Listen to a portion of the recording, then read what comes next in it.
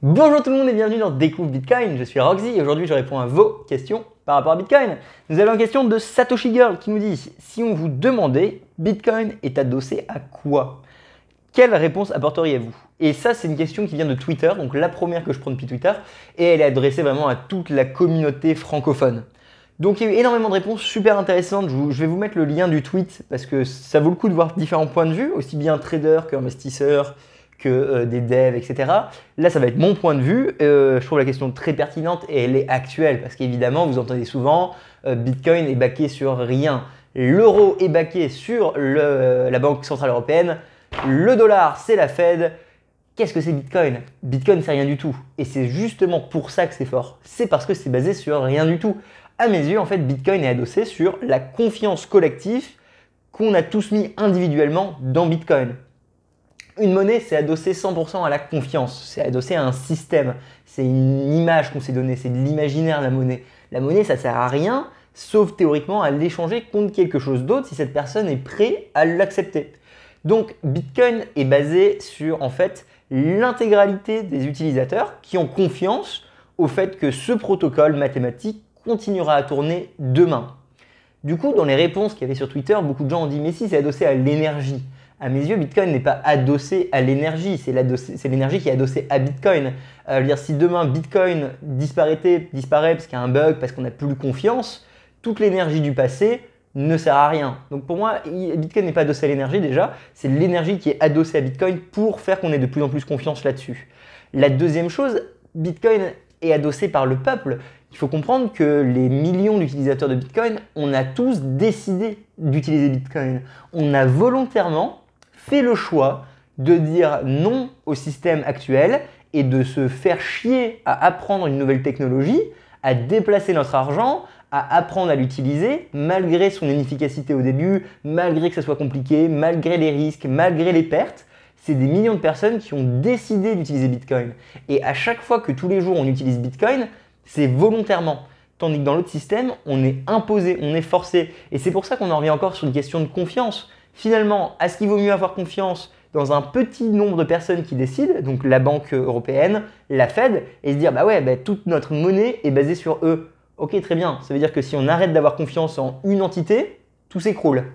Maintenant, pour arrêter d'avoir confiance en Bitcoin, c'est pas une personne qui doit arrêter d'avoir confiance en Bitcoin, c'est tout le monde qui doit arrêter d'avoir confiance en Bitcoin. Ça le rend énormément résilient et ça, c'est mondial. Donc, en plus d'être backé par la conscience collective qui est choisie, et c'est ça qui est important, c'est un choix au final d'utiliser Bitcoin. Hein. On n'est jamais imposé à utiliser Bitcoin. Et en plus de ça, c'est même pas que la France, c'est mondial. Donc quand moi je me dis, bah ok, sur quoi est endossé Bitcoin?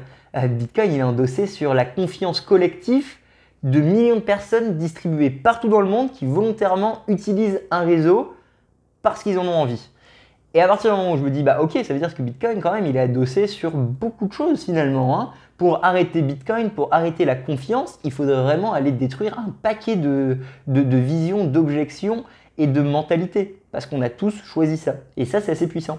Il faut également comprendre qu'il y a les nœuds, et Bitcoin, on pourrait dire qu'indirectement, il est back par le réseau. Donc c'est les nœuds, finalement, qui font cette conscience collective qu'on a créée, qui est Bitcoin. Voilà. Mais grosso modo, Bitcoin est adossé à rien, et c'est très bien que ça soit adossé à rien.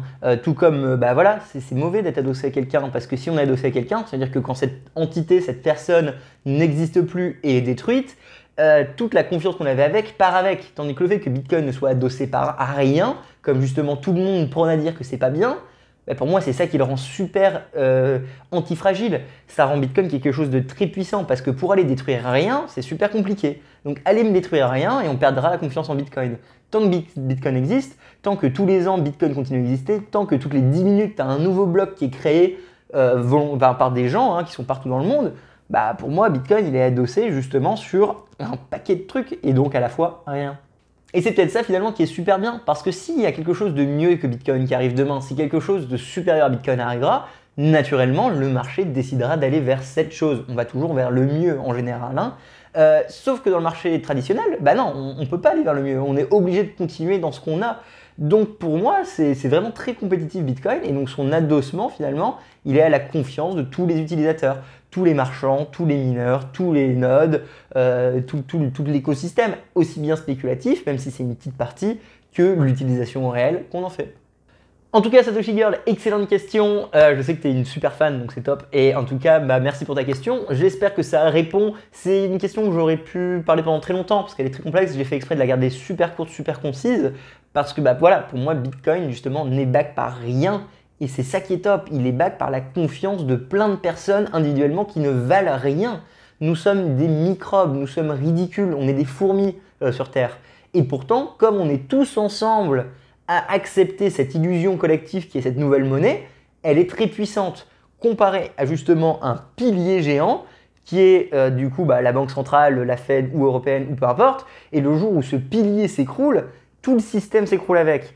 Tandis que Bitcoin, c'est un système qui est construit du bas vers le haut et non pas l'inverse. Et ça, c'est beau à penser. Allez, je vous vois la semaine prochaine. Merci beaucoup à vous pour votre support. Posez des questions si vous en avez. On peut débattre, c'est top. On continue. Mettez-moi un like, un pouce, partagez. Et à la semaine prochaine. Salut!